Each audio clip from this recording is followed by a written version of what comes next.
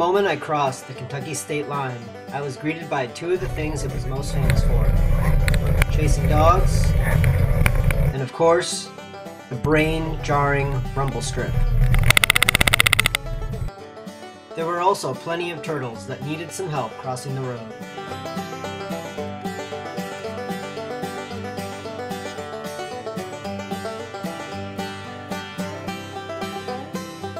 Even though the hills were just as bad as they were in Virginia, Kentucky did offer plenty of beautiful scenery, fancy stores, the occasional close encounter, and some interesting signage.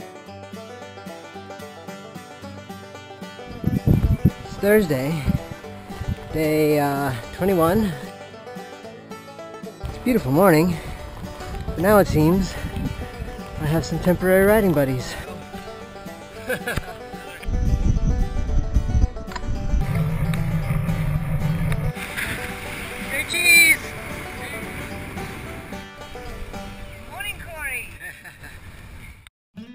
I had met Graham, Wendy, and Matt back in Virginia, and we soon learned that the four of us had compatible riding styles. So we joined forces, spending multiple days and nights together on the road. Wendy and I became Chuck's Cloth buddies, and Graham and I tried, unsuccessfully, to sample some of the local bourbon. Then one day, Wendy broke a spoke, and Matt came to the rescue. Yeah, maybe we should do another one. Way to waste spokes on tour, that's good. A gradual bit. Yeah. Not that big hurry, bloody. We're done. That's it? Yay! Welcome to Boonville. It's about 1,000,000 degrees outside. My bike computer said 97 degrees in the sun at one point. This was the start of the summer heat wave, and I often found myself covered in sunscreen, sweat, and smushed bugs. About 4 a.m. And as predicted, we're getting pelted by a rainstorm.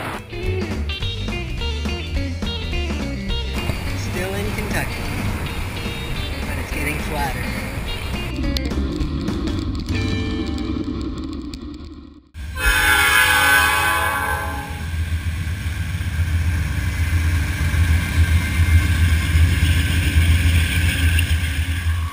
Forest is just humming.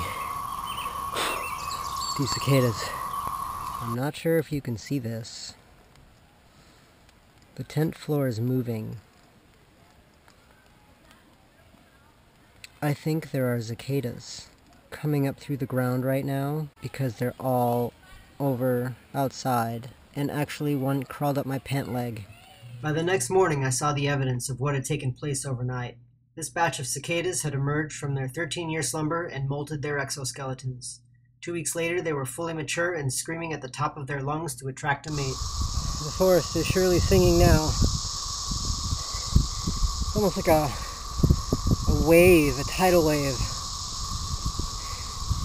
Crescendos and decrescendos. I couldn't outride them, so instead I turned my attention to finding some local entertainment.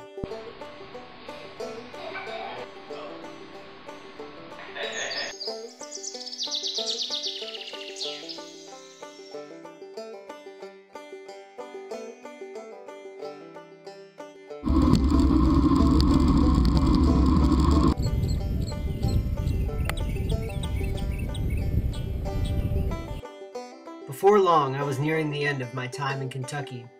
I had left the hills of the Appalachians behind, and I made my way through the devastated floodplains of the Ohio River, where a ferry would float me across and into the third state of my trip. I was anxious to see what crazy adventures Illinois had in store for me.